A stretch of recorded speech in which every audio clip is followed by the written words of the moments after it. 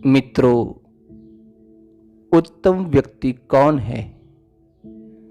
आज इस कहानी के माध्यम से हम जाने। बहुत पुरानी बात है। गौतम बुद्ध एक शहर में प्रवास कर रहे थे। उनके कुछ शिष्य भी उनके साथ थे। उनके शिष्य एक दिन शहर में घूमने निकले तो उस शहर के लोगों ने उन्हें बहुत बुरा भला कहा। शिष्य को बहुत बुरा लगा और वे वापस लौट गए। गौतम बुद्ध ने जब देखा कि उनके सभी शिष्य बहुत क्रोध में दिख रहे हैं तो उन्होंने पूछा, क्या बात है? आप सभी इतने तनाव में क्यों दिख रहे हैं? तभी एक शिष्य क्रोध में बोला, हमें यहां से तुरंत प्रस्थान करना चाहिए। जब हम बाहर शहर में घूमने गए तो यहां के लोगों ने बिना वजह हमें बहुत बुरा भला कहा। जहां हमारा सम्मान न हो वहां हमें एक पल भी नहीं रुकना चाहिए।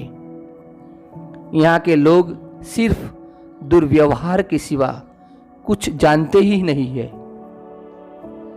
गौतम बुद्ध ने मुस्कुराकर कहा, क्या किसी और जगह पर तुम सद्व्यवहार की अपेक्षा रखते हो?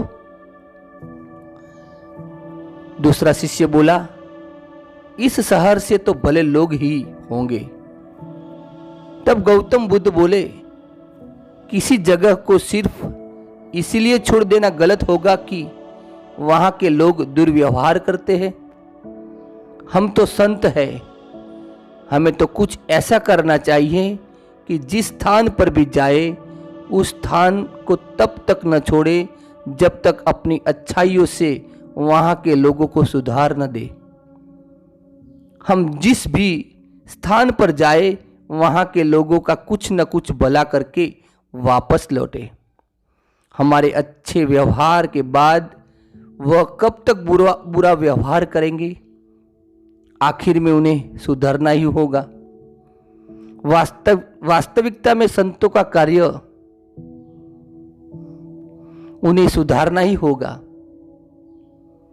तो ऐसे लोगों को सुधारना ही होता है। सही चुनौती तो वो है जब हम विपरीत परिस्थितियों में भी खुद को साबित कर सके। ये सभी बात सुनकर बुद्ध के प्रिय शिष्य आनंद ने प्रश्न किया, उत्तम व्यक्ति किसे कहते हैं? इस पर बुद्ध ने जवाब दिया, जिस प्रकार युद्ध में बढ़ता हुआ हाथी चारों तरफ के तीर सहते हुए भी आगे बढ़ जाता है, ठीक उसी तरह उत्तम व्यक्ति भी दूसरों के अपशब्दों को सहते हुए अपना कार्य करता रहता है। खुद को वश में करने वाले प्राणी से उत्तम कोई और नहीं हो सकता। गौतम बुद्ध की बात शिष्य को अच्छी तरह से समझ में आ गई और उन्होंने वहां से जाने का इरादा त्याग दिया।